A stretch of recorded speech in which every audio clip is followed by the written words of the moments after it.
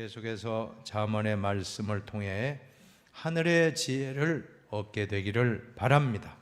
잠언이라고 하는 사전적인 뜻은 사람이 살아가는데 훈계가 되는 짧은 말이라는 뜻이 있습니다.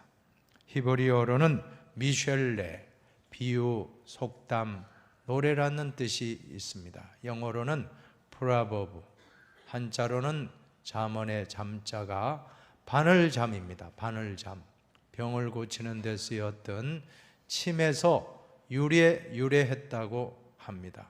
그래서 이 짧은 한 구절의 말이 우리 사람을 살리기도 하고 죽이기도 하는 참 엄청난 능력 있는 말씀이 바로 잠언의 말씀들입니다.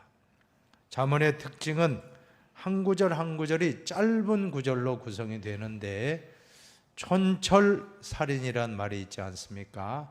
짧은 작고 날카로운 쇠붙이로도 사람을 죽일 수 있다라고 하는 그런 뜻이 촌철살인입니다. 짧은 잠언의 한 말씀이 우리 인생을 뒤바꿀 수 있는 능력의 말씀이 됩니다. 오늘 잠언의 말씀 그동안 8월 한 달 동안 묵상하며 이제 오늘 마지막 시간으로서 이 잠언의 지혜의 말씀을 통해 성도의 지혜라는 주제로 함께 말씀을 묵상하겠습니다. 먼저 첫 번째로 성도는 언제나 화목을 추구하는 지혜자라고 하는 것입니다. 오늘 1절을 보세요. 마른 떡 한 조각만 있고도 화목하는 것이 제육이 집에 가득하고도 다투는 것보다 나으니라 라고 말씀하지 않습니까? 우리말 성경으로는 같이 한번 읽어봅시다. 마른 빵을 먹더라도 평안하고 조용한 것이 온갖 맛있는 음식이 가득하고도 다투며 사는 것보다 낫다. 가정에는 화목이 최고입니다. 가와 만사성, 가정이 화목하면 만사가 다 이루어진다는 뜻입니다. 가정은 뭐니 해도 뭐니가 아니고 화목인 줄로 믿습니다. 가정의 부부가 화목하고, 가정의 부모 자식이 화목하고, 가정의 형제 자매 간에 화목하면 그 가정이야말로 가장 행복한 가정이 될 것입니다. 그러나 아무리 진수성찬을 차려놓고 아무리 대재벌이라고 할지라도 늘 만나면 다투고 분쟁하고 소송하고 재산 문제로 인하여 그러한 소송이 이루어진 가정이 있다라고 하면 그 가정을 두고 행복한 가정이라고는 할 수 없지 않겠습니까? 찬송가 559장 3절에 보면 아침과 저녁에 수고하여 다 같이 일하는 온 식구가 한 상에 둘러서 먹고 마셔 여기가 우리의 낙원이라. 고마워라 임마누엘, 예수만 섬기는 우리 집. 고마워라 임마누엘, 복되고 즐거운 하루하루. 얼마나 복된 내용입니까? 비록 큰 부자가 아닐지라도, 비록 큰 권력자가 아닐지라도, 비록 학식이 뛰어나지 않다고 할지라도 가족 간에 서로 화목하고 사랑하고 오손도손 모여 서로 식탁에서 행복을 느끼는 가정이야말로 오늘 우리는 그 가정을 행복한 가정이라고 말할 수 있을 것입니다. 교회도 마찬가지입니다. 아무리 예산이 많고 아무리 수천 명, 수만 명 모인다고 할지라도 교회 구성원끼리 만나면 으르렁대고 싸우고 또 분쟁을 일으키고 서로 고소 고발을 한다면 그 교회를 좋은 교회라고 할 수가 없습니다. 비록 교인 수가 적고 비록 예산이 약하고 빠듯하다 할지라도 구성원들 간에 서로 사랑하고 존경하고 화목하다면 저는 그 교회가 하나님이 기뻐하시는 교회인 줄로 믿습니다. 지혜로운 성도는 어떠한 일이 있어도 화목을 위해서 노력하는 성도인 것입니다. 화목이라고 하는 것은 어떻게 해야 됩니까? 화목의 비결은 화목할 때 잘 지켜 나가시기를 바랍니다. 화목이 한번 깨어지거나 하면, 가정에 어떤 문제가 발생해서 불화하게 되면 그 화목을 이루기는 얼마나 어려운지 모르는 것입니다. 부부간에 다툼을 일으키고 부모 자식 간에 분쟁하고 형제 간에 소송하고 하는 그러한 경우를 보면 참 안타까워요. 법원에 가서 가정 문제로, 재산 문제로, 유산 문제로 소송하게 되면 짧지 않습니다. 몇 개월, 몇 년 걸리는데 법원의 판사가 뭐라고 합니까? 혹시 양쪽 사람들 변호사를 통해서 말합니다. 합의해서 화해하면 어떻겠습니까? 법도 그렇다는 거예요. 법으로 최종까지 가는 것보다는 부모 간에, 자식 간에, 형제 간에, 자매 간에 서로가 법이 아니라 서로 양보하고 화목해서 잘 해결된다면 얼마나 좋겠습니까? 법이 아니라 가족 간의 화목이 최고인 줄로 믿으시기 바랍니다. 교회도 마찬가지입니다. 교회 내에서 화목해야지 바깥으로 노예나 총회 같은 데서 이렇게 중재를 할 때는 이미 늦었다라고 하는 것입니다.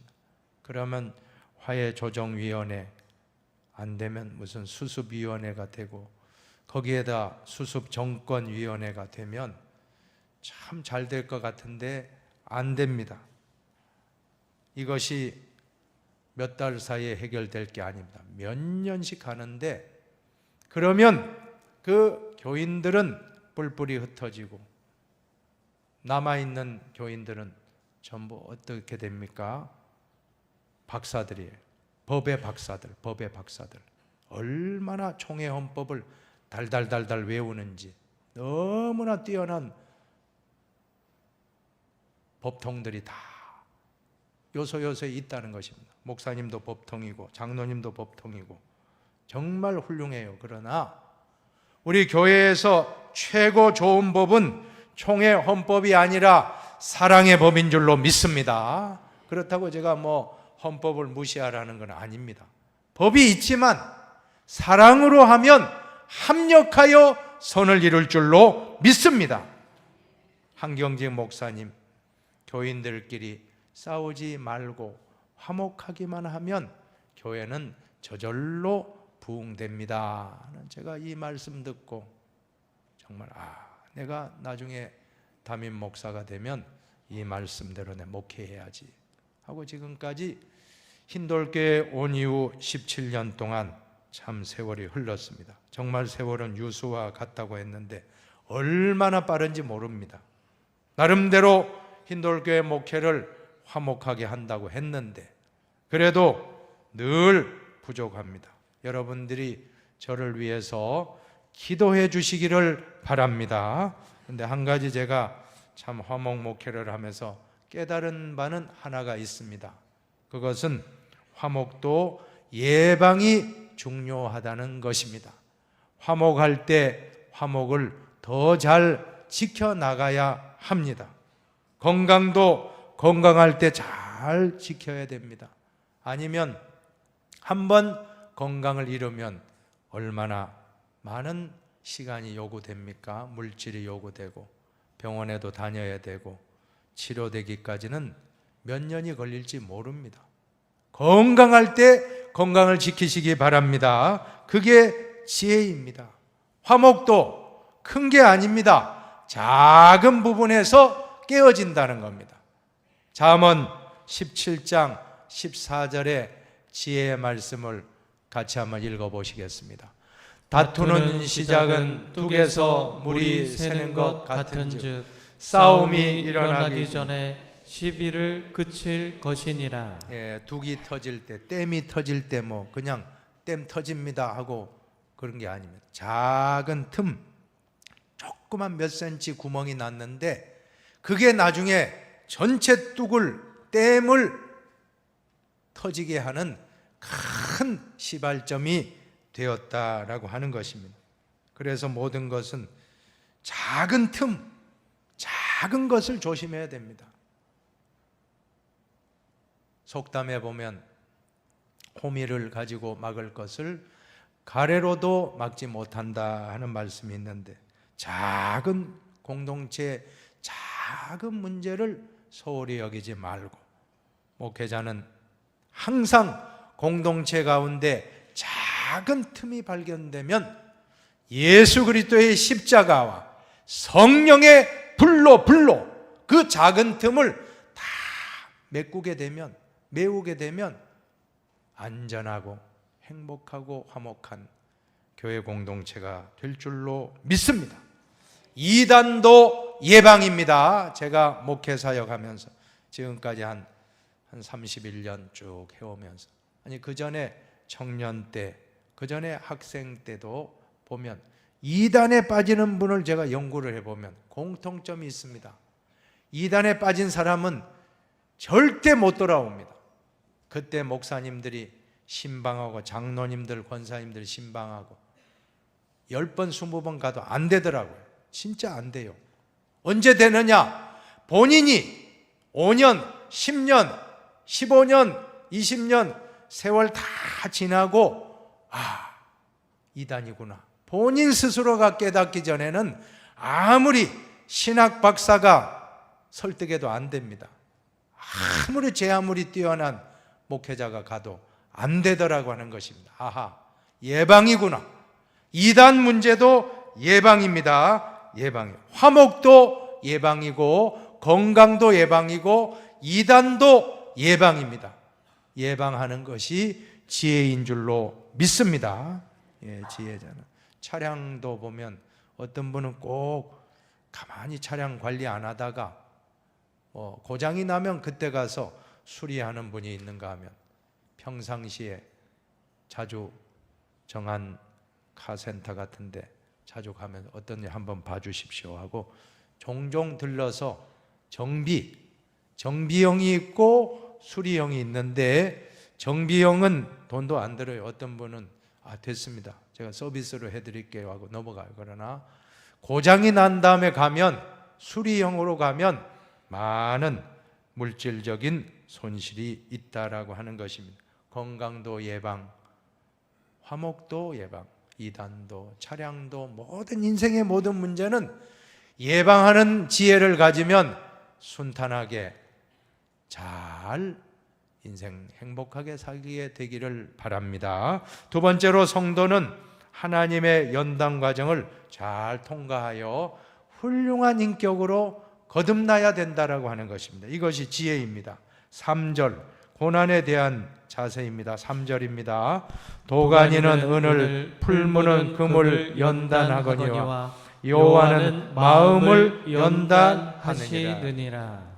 우리가 금을 재련할 때 보면 어떻게 하죠? 도가니에 넣고 금을 녹입니다. 녹이면 그 안에 불순물들은 금에서 분리가 됩니다. 그러면 다 제거하고 그것을 어떤 틀에다가 부으면 깨끗한, 어떤 이물질이 없는 깨끗한 순도 100%의 금으로 재련하는 것이 바로 연단과 같다라고 하는 것입니다. 우리 신앙인도 금과 은과 같은 그러한 믿음을 갖기 위해서는 어떻게 해야 됩니까?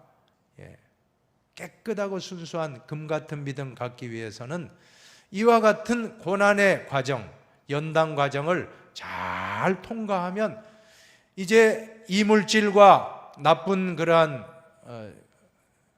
더러운 잡티 같은 건 다 제거되고 깨끗한 순수한 믿음의 용사로 거듭나는 것입니다. 너희 믿음의 확실함은 불로 연단하여도 없어질 금보다 더 귀하여 예수 그리스도께서 나타나실 때 칭찬과 영광과 존귀를 얻게 할 것이니라. 우리 믿음이 금보다 귀한 믿음 되길 바랍니다. 요즘 금값이 어마어마하게 참 가치가 있다고 하는데, 여러분, 금보다 귀한 믿음, 그 믿음은 순탄할 때 얻어지는 믿음이 아닙니다. 금보다 귀한 믿음은 환난과 시련과 역경을 통과한 믿음, 코로나의 환난 통과한 우리 흰돌교회, 금보다 귀한 믿음을 주시기 위해서 통과시킨 줄로 믿습니다.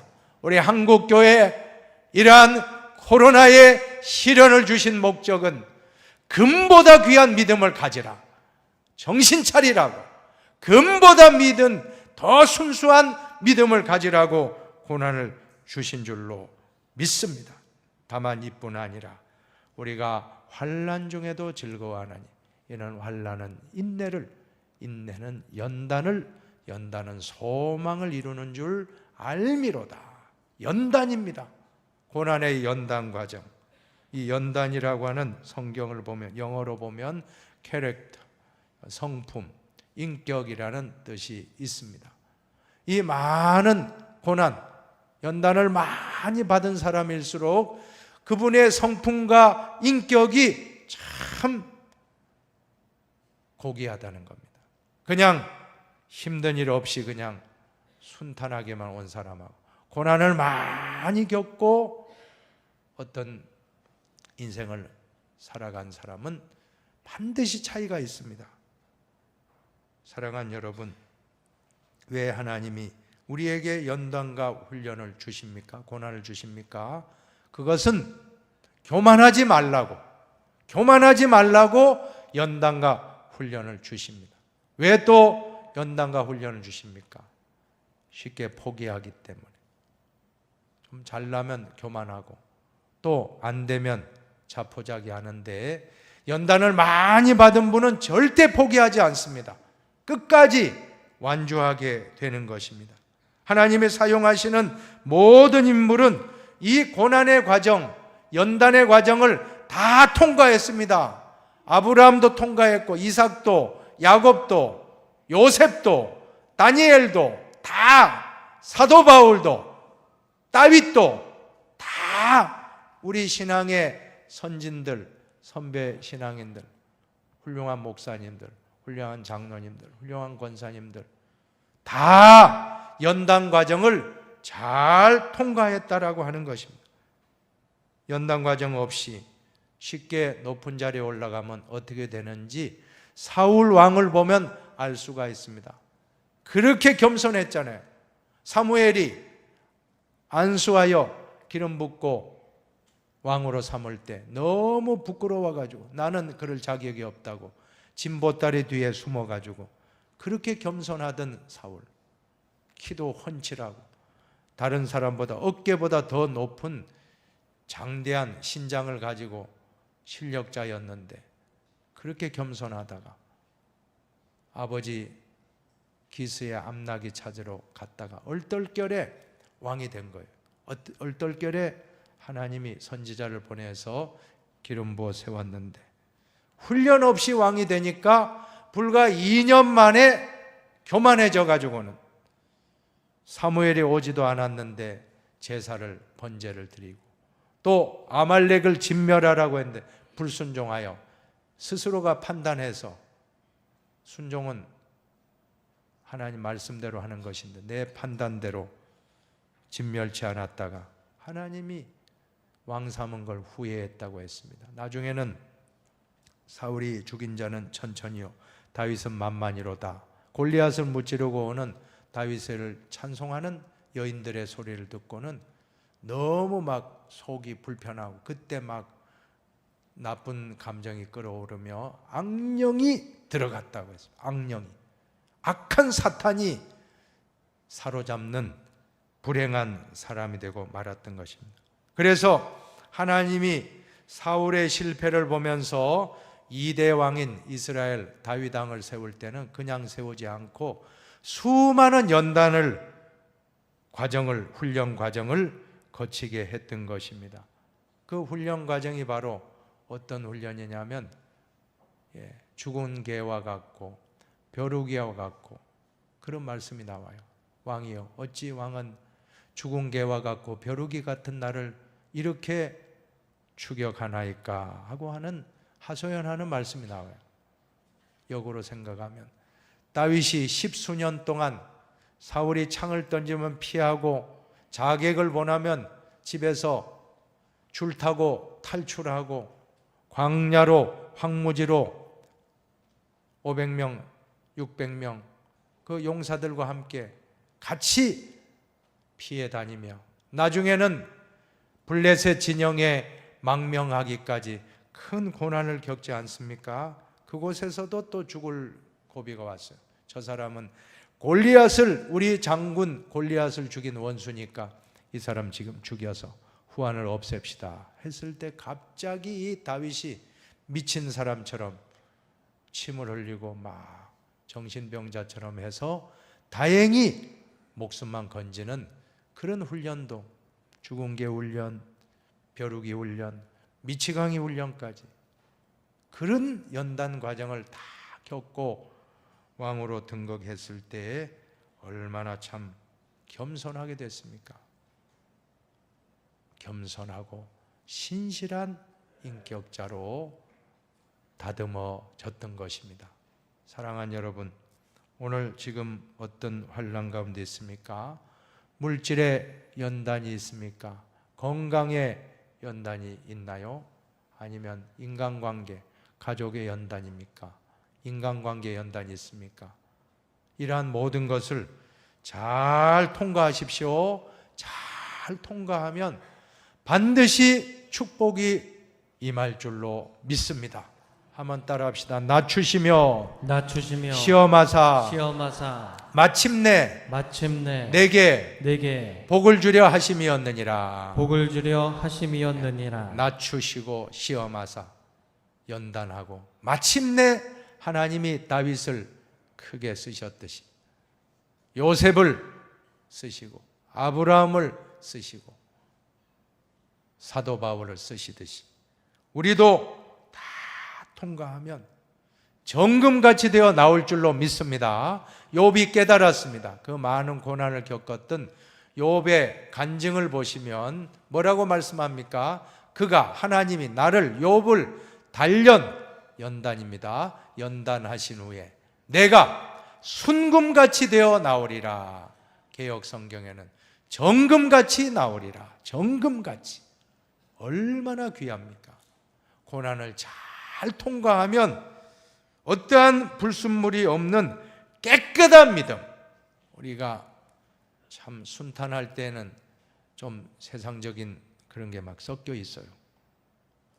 좀 안 좋은 것도 다 있지만 고난의 역경 다 통과하면 그런 거, 세상적인 것, 또 어떠한 흠도 점도 없이 순수한 믿음, 깨끗한 어린아이 같은 깨끗한 믿음 가질 때 우리 하나님이 기뻐하십니다. 그런 분을 사용해서 더 위대한 다윗과 같은 용사로 사용하게 될 줄로 믿습니다. 지금 고난 당하면 낙심하지 마십시오.